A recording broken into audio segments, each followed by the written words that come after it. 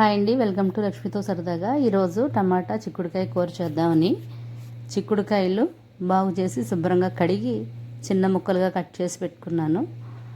అలాగే 2 టమాటాలు, ఒక చిన్న ఉల్లిపాయ కూడా ముక్కలుగా కట్ చేసి పెట్టుకున్నాను. ఒక 3 పచ్చిమిరపకాయలు చీల్చి పక్కన పెట్టుకున్నాను. పచ్చిమిరపకాయలు అనేది మనం ఎంత కారం తింటే అన్ని వేసుకోవచ్చు. స్టవ్ వెలిగించుకుని బాండి పెట్టుకుని 2 స్పూన్ల ఆయిల్ వేసుకుని 1 స్పూను శనగపప్పు, 1 స్పూన్ మినపప్పు, 1/2 స్పూను ఆవాలు, 1/2 స్పూన్ జీలకర్ర, 1 ఎండుమిరపకాయ, కొద్దిగా కరివేపాకు వేసి ఒకసారి బాగా వేయించుకోవాలి. పోపు వేగిన తర్వాత అప్పుడు ఉల్లిపాయ, పచ్చిమిరపకాయ వేసి వేయించుకోవాలి.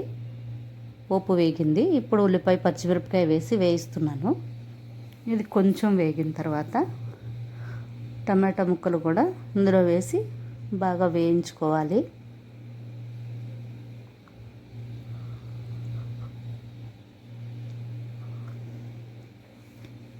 కొంచెం వేగాయి కదా, ఇప్పుడు టమాటా ముక్కలు వేసి బాగా కలుపుకొని సిమ్లో పెట్టి మూత పెట్టుకోవాలి.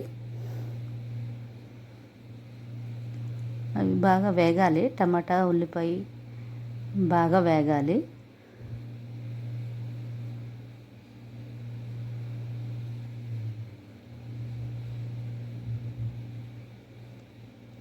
ఇప్పుడు వేగింది కదా, ఇందులో ఉప్పు, కారం, పసుపు వేసుకుంటున్నాను. కలిపి కొంచెం 1 నిమిషం మూత పెట్టాలి.